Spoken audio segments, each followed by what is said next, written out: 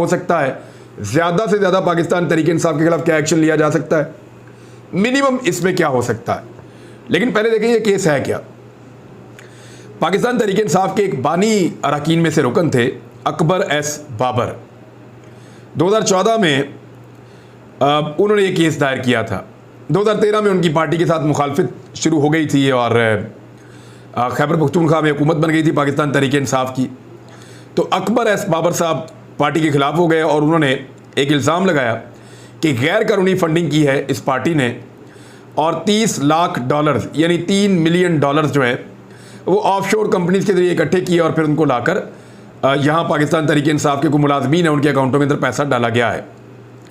उनका यह भी इल्ज़ाम था कि जो फ़ंड बैरून मुल्क मौजूदा अकाउंट हासिल करते थे इसे इलेक्शन कमीशन में जमा करवाई गई सालाना ऑडिट रिपोर्ट में छुपाया गया था और फिर इसका केस कभी चलता था कभी बंद